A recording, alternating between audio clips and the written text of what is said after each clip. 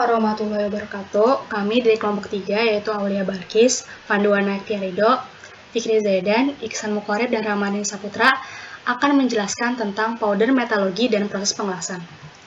Powder metalurgi. Metalurgi serbuk merupakan teknologi pengerjaan logam di mana part atau komponen diproduksi dari serbuk logam. Proses pengerjaannya itu, serbuk logam ditekan menjadi bentuk yang diinginkan yang disebut pressing. Setelah itu, serbuk yang ditekan ini dipanaskan supaya saling mengikat dan menjadi rigid, yang dikenal dengan sintering. Keuntungan dari powder metalurgi. Yang pertama ada efisiensi pemakaian bahan yang sangat tinggi dan hampir mencapai 100%. Yang kedua, ada tingkat terjadinya cacat seperti segregasi dan kontaminasi itu rendah. Yang ketiga, ada stabilitas dimensi sangat tinggi. Yang keempat, kemudahan dalam proses standarisasi dan otomatisasi. Yang kelima, tidak menimbulkan tekstur pada produk. Yang keenam, besar butir mudah dikendalikan. Yang ketujuh, mudah dalam pembuatan produk beberapa paduan, khususnya yang susah dibentuk dalam proses pengecoran. Yang ke-8, porositas mudah dikontrol. Yang ke-9, cocok untuk material dengan kemurnian tinggi. Yang ke-10, cocok untuk pembuatan material komposit dengan matriks logam. Keterbatasan powder metalurgi. Itu ada peralatan metalurgi serbuk itu mahal. Yang kedua ada serbuk logam itu mahal. Yang ketiga, penyimpanan dan pengangkutan logam berwujud serbuk itu sulit. Ada juga yang keempat, memerlukan kelonggaran antara komponen yang itu benda kerja dengan cetakan. Kelonggaran yang dimaksud itu supaya benda kerja dapat dikeluarkan dari cetakan. Yang kelima, ada variasi berat jenis material pada sebuah komponen dapat menimbulkan masalah, khususnya pada komponen dengan geometri yang kompleks. Ini jadi contoh-contoh dari powder metalurgi, yaitu pada produk pahat sisip, roda gigi, sprocket, bearing, dan masih banyak lagi. Oke, selanjutnya ada langkah-langkah powder metalurgi. Yang pertama, pembuatan serbuk.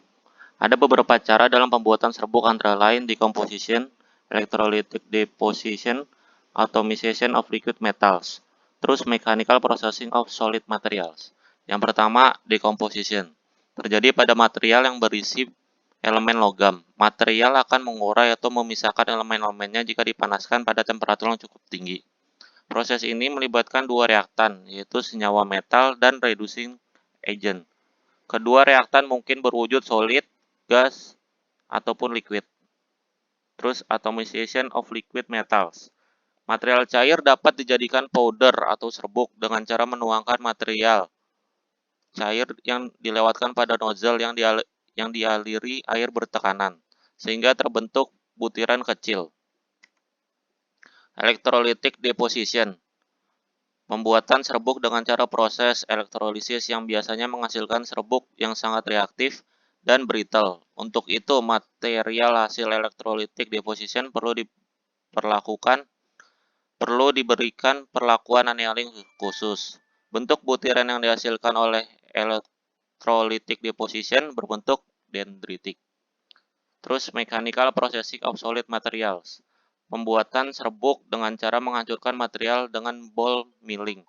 Material yang dibuat dengan mechanical processing harus material yang mudah retak seperti logam murni, bismut, antimoni, paduan logam yang relatif keras dan brittle, dan keramik. Dari sekian banyak proses pembuatan serbuk, proses yang paling sering dipakai adalah proses atomisasi. Atomisasi air. Air tergolong untuk kuantitas besar. Leburan cair yang muncul dari sebuah nosel diuraikan dengan pancaran atau semburan air. Lihat gambar A. Gambar A itu ada di slide selanjutnya. Proses ini digunakan untuk baja paduan rendah, baja tahan karat, paduan Cu dan Ni, dan Sn. Ukuran dan bentuk partikel dapat diubah dengan mengendalikan parameter proses, namun serbuk logam selalu teroksidasi. Atomisasi gas. Ditunjukkan gambar A menghasilkan serbuk-serbuk bulat. Nih gambar A. Bila oksidasi diperbolehkan atau oksidasi yang terbentuk kemudian dapat dikurangi, maka atomisasi udara sudah cukup sesuai. Terus atomisasi sentrifugal ditunjukkan oleh gambar B, didasarkan pada pengarahan aliran leburan pada sebuah cakram putar. Dalam proses elektroda putar, paduan diatomisasi berada pada bentuk elektroda yang berputar cepat, yaitu sekitar 15.000 putaran per menit, yang secara perlahan melebur karena busur listrik atau busur plasma helium, gambar C. Ini gambarnya. Terus setelah buat powder tadi di mixing atau pencampuran serbuk. Pencampuran serbuk dapat dilakukan dengan mencampurkan logam yang berbeda dan material-material lain untuk memberikan sifat fisik dan mekanik yang lebih baik. Pencampuran dapat dilakukan dengan proses dry mixing dan proses basah atau wet mixing. Pelumas atau lubrikan mungkin ditambahkan untuk meningkatkan sifat powder flow. Binders ditambahkan untuk meningkatkan grain strength-nya, seperti wax atau polimer termoplastik. Terus compaction atau powder consolidation. Compaction adalah salah satu cara untuk memadatkan serbuk menjadi bentuk yang diinginkan. Terdapat beberapa metode penekanan, diantaranya penekanan dingin atau cold compaction dan penekanan panas atau hot compaction. Cold compaction yaitu memadatkan serbuk pada temperatur ruang 100 dengan 100 sampai 900 megapascal untuk menghasilkan green body. Die pressing yaitu penekanan yang dilakukan pada cetakan yang berisi serbuk. Terus cold isostatic pressing yaitu penekanan pada serbuk pada temperatur kamar yang memiliki tekanan yang sama dari setiap arah. Rolling yaitu penekanan pada serbuk metal dengan memakai rolling milling. Rolling mill. Pres meja putar mempunyai laju produksi yang tinggi karena dilengkapi dengan serangkaian lubang die, yang masing-masing dilengkapi dengan pons, atas dan bawah. Selama produksi meja berputar, operasi pengisian, penekanan, dan pengeluaran produk berlangsung secara bertahap. Pada gambar 9.2, tampak susunan pons dan die yang sederhana untuk memadatkan serbuk logam. Ada dua penekanan atas yang sesuai dengan bentuk bagian atas dari benda, dan penekanan bawah yang sesuai dengan bentuk die bagian bawah. Penekanan bawah sekaligus berfungsi sebagai ejector untuk mengeluarkan benda yang telah dicetak. Ruang die harus halus untuk mengurangi gesekan dan harus tirus sedikit untuk memudahkan pengeluaran benda. Gesekan dinding akan mengurangi tekanan ke serbuk, dan bila tekanan bekerja pada sisi saja, dalam benda itu sendiri akan timbul perbedaan berat jenis dari atas ke bawah. Oleh karena itu, digunakan penekanan baik atas maupun bawah. Terus selanjutnya ada sintering. Pemanasan kompak mentah sampai temperatur tinggi disebut sinter. Pada proses sinter, benda padat terjadi karena terbentuk ikatan-ikatan. Panas menyebabkan bersatunya partikel dan efektivitas reaksi tegangan permukaan meningkat. Dengan perkataan lain, proses sinter menyebabkan bersatunya partikel-partikel. Dengan perkataan lain, proses sinter menyebabkan bersatunya partikel. Diam dulu, Kak. Dengan kata lain, proses sinter menyebabkan bersatunya partikel sedemikian rupa sehingga kepadatan bertambah. Selama proses ini terbentuklah batas-batas butir yang merupakan tahap rekristalisasi. Di samping itu, gas yang ada menguap. Temperatur sinter umumnya berada pada 0,7 sampai 0,9 dari temperatur cair serbuk utama. Waktu pemanasan berbeda untuk jenis logam berlainan dan tidak diperoleh manfaat tambahan dengan diperpanjangnya waktu pemanasan. Lingkungan yang sangat berpengaruh karena bahan mentah terdiri dari partikel kecil yang mempunyai daerah permukaan yang luas. Oleh karena itu, lingkungan harus terdiri dari gas reduksi atau nitrogen untuk mencegah terbentuknya lapisan oksida pada permukaan selama proses sinter. Terus yang terakhir finishing. Pada saat finishing, poritas pada fully sinter masih signifikan, yaitu 4-15%. Untuk meningkatkan porosis pada serbuk diperlukan resintering dan heat treatment.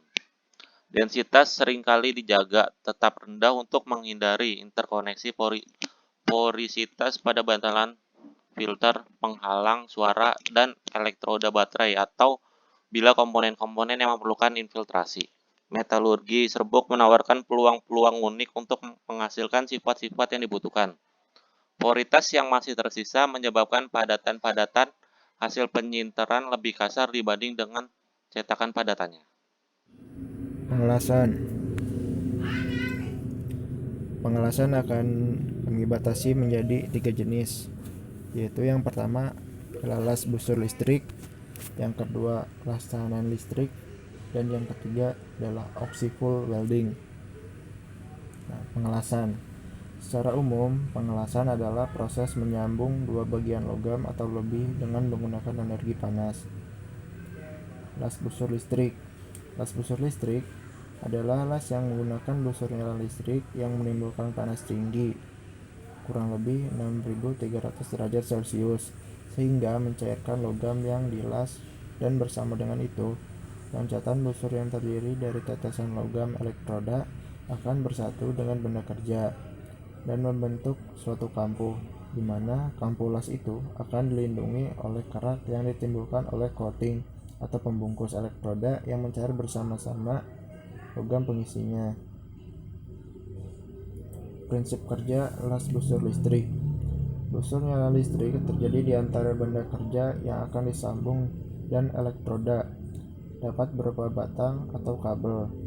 Pada umumnya, elektroda selain berfungsi sebagai penghantar arus listrik untuk menghasilkan busur nyala listrik, sekaligus berfungsi sebagai bahan tambah. Bersamaan dengan timbulnya busur nyala listrik, elektroda meleleh dan mengisi celah sambungan bagian logam yang akan disambung.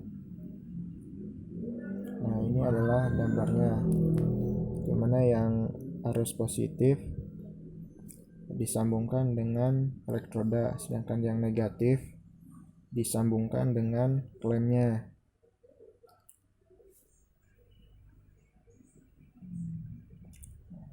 Peralatan yang dipakai dalam proses pengelasan. Yang pertama adalah mesin atau trafolas.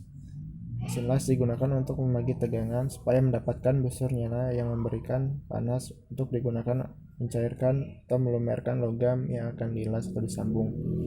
Nah, berdasarkan arus yang keluar dari mesin las, maka mesin las dapat digolongkan menjadi 3 jenis.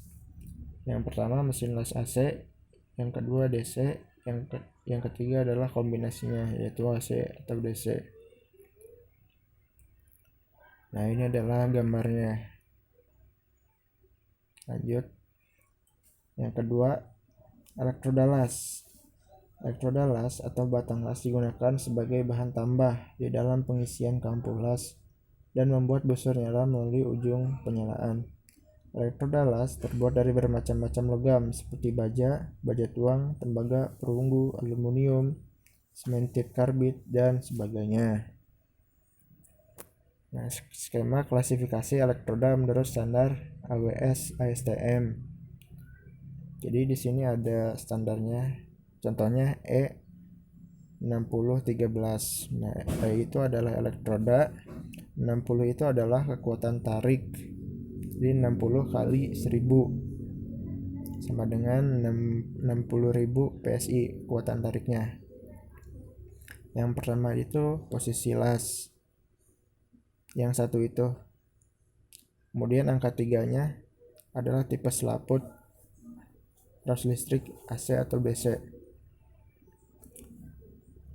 Karakteristik digit ketiga posisi pengelasan. Nah, yang angka ketiga itu yang tadi di slide sebelumnya angka 1, artinya di bawah tangan, bisa horizontal, bisa vertikal, bisa di atas kepala. Lalu ada karakteristik digit keempat tipe selaput dan arus listrik. Jadi di angka keempat tadi kan angka 3, berarti selaputnya adalah rutile potasium dan sumber arusnya bisa AC ataupun DC. Yang ketiga ada tempat atau ruang las. Nah, ruang las berfungsi untuk melindungi selaput kata orang yang berada di sekitar karena selama proses pengelasan akan menimbulkan sinar las yang mengandung sinar inframerah dan ultraviolet. Selain itu, asap las juga dapat mengganggu orang di sekitar kita. Yang keempat, itu ada peralatan pengaman atau safety equipment. Peralatan pelindung muka terdiri atas koplas dan topi las yang berfungsi untuk melindungi muka dan mata dari percikan cairan, logam, asap, serta panas dan sinar ultraviolet dan inframerah.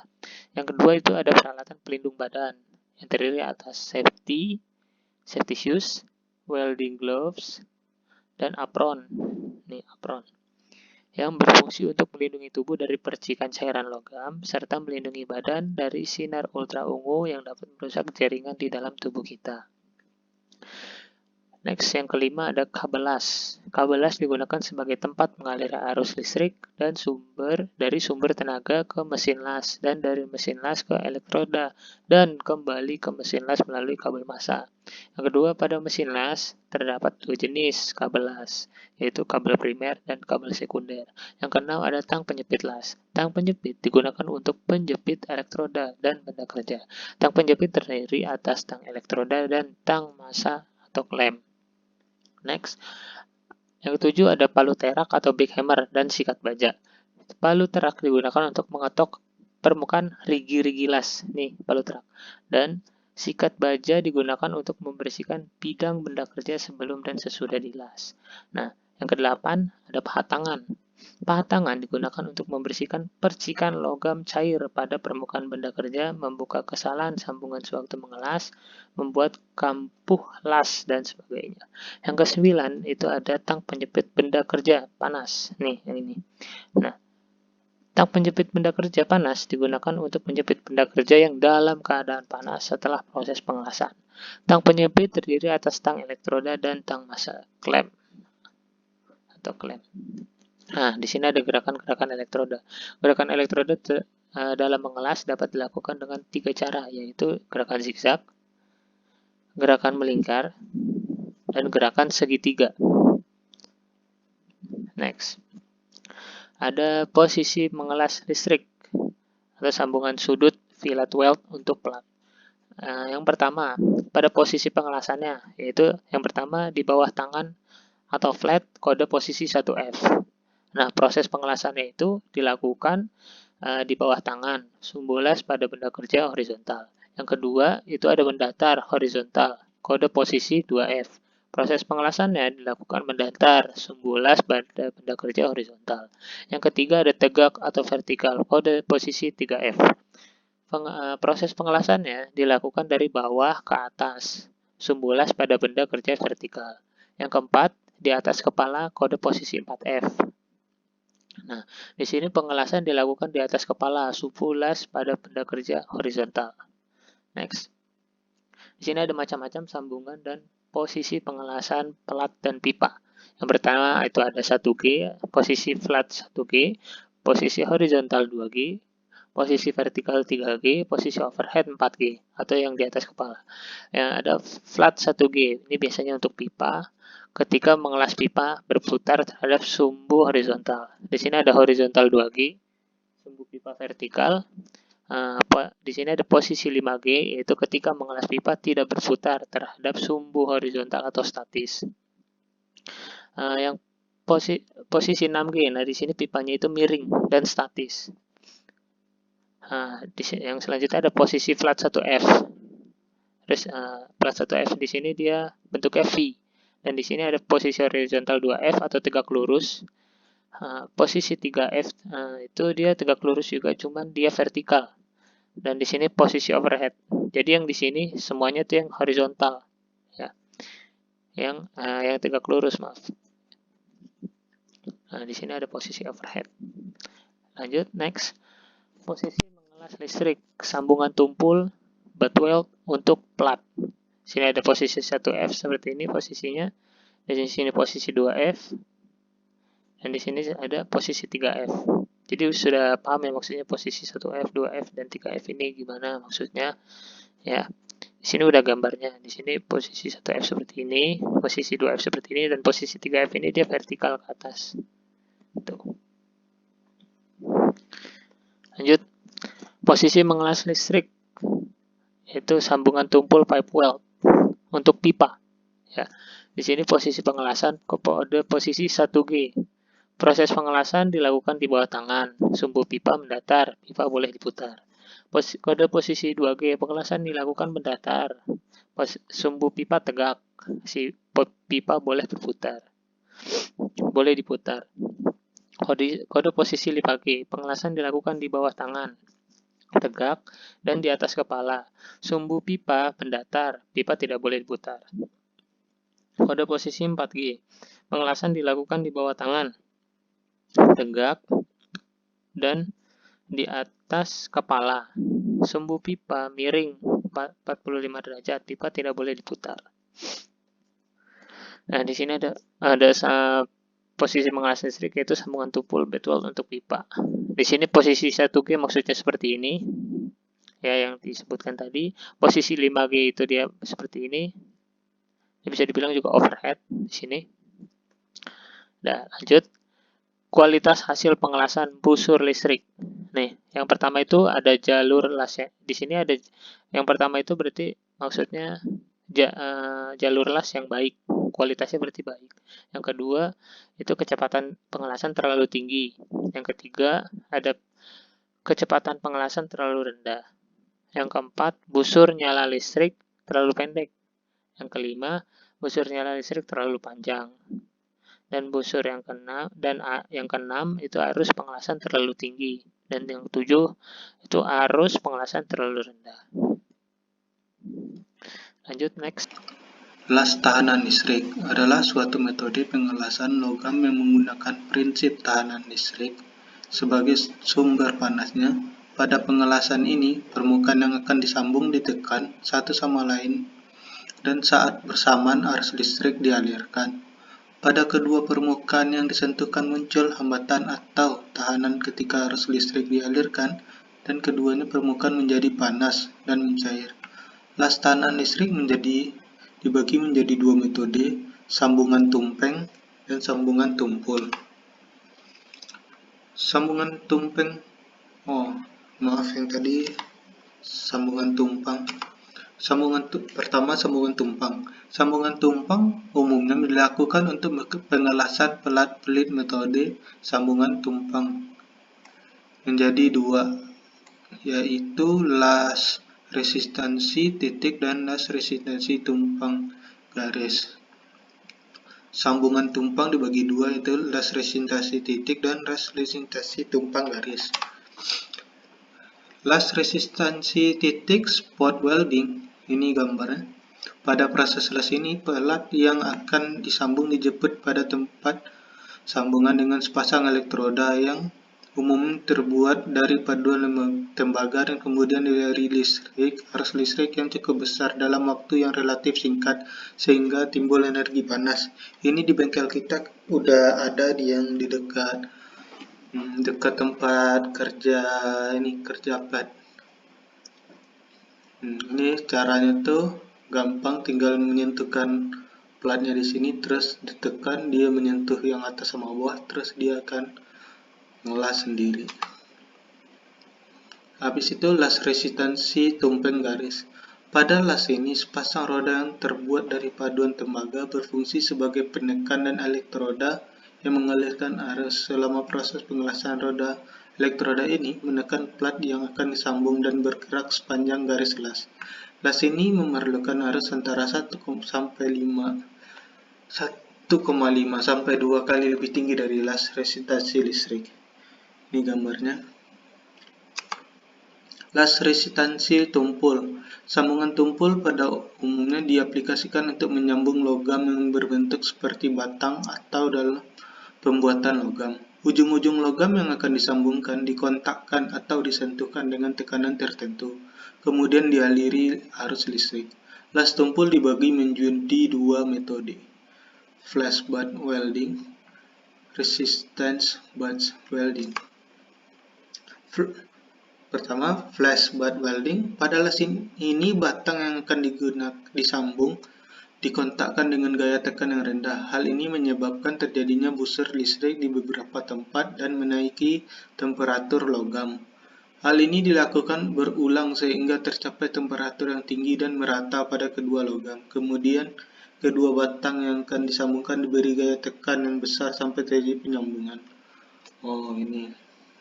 Nanti ditekan biar temperatur tinggi, tekan nanti dia menyambung kayak seperti ini. Resistance butt welding. Pada las ini permukaan logam yang akan disambungkan dibersihkan terlebih dahulu dari kotoran dan karat. Kemudian kedua logam dikontakkan dengan gaya tekan yang tinggi. Arus listrik yang dialirkan menyebabkan daerah kontak menjadi panas dan mencair.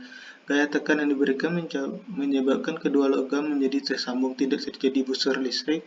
Kualitas pengelasan relatif lebih rendah flash butt welding. Oh, ini diratain dulu, dibersihin karat-karatnya biar nanti dia ditekan dan mencair seperti ini dan menempel. Dan sekarang saya menjelaskan oxy-fuel gas welding atau disingkat OVW. Merupakan proses pengelasan yang berbahan bakar gas terutama oksigen. Busur yang dihasilkan bukan berasal dari pancaran muatan listrik tapi melalui pembakaran gas yang akan memanaskan filter metal dan logam pengisi. 3. Metode ini bisa menggunakan filter metal atau tidak. Jenis-jenis OVH atau oxy-fuel gas welding. Ada dua.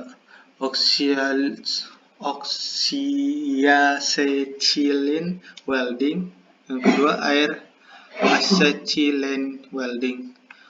Oxyacetylene welding merupakan proses pengelasan dengan nyala api temperatur yang tinggi dari pembakaran gas acetylene dan oksigen. Nyala api diarahkan pada benda kerja menggunakan torch. Setelah benda kerja mulai cair, dapat dilakukan penambahan material dengan bahan tambah filler. Air acetylene welding, proses pengelasan gas di mana panas diperoleh dari pembakaran acetylene udara. Yang ini gambar acetylene welding yang dengan cara-cara tadi. Ini air acetylene welding. Prinsip-prinsipnya. Oxyhydrogen welding adalah campuran gas hidrogen H2 dan oksigen O2. Campuran gas ini digunakan untuk memproses bahan tahan api dan merupakan campuran gas pertama yang digunakan untuk pengelasan. Secara teoritis rasio 2:1 hidrogen sama dengan oksigen cukup untuk mencapai efisiensi maksimum. Dalam praktiknya diperlukan rasio 4:1 atau 5:1. Hal penting yang perlu diperhatikan dalam pengerjaan las. Sirkulasi udara kipas pendingin itu yang pertama tuh. Yang kedua, sumber daya listrik stabil. Yang ketiga, kawat las yang sesuai. Yang keempat, memperhatikan medan kerja. Yang kelima, sengatan arus listrik. Yang keenam, ledakan dan kebakaran. 7. Penanganan dan penyimpanan botol-botol gas. 8. Penggunaan APD yang sesuai dengan standar. Ini yang paling perlu diperhatikan. Ledakan dan kebakaran ini sebagai antisipasi biar tidak terjadinya ini. Sekian dari saya. Terima kasih. Assalamualaikum warahmatullahi wabarakatuh.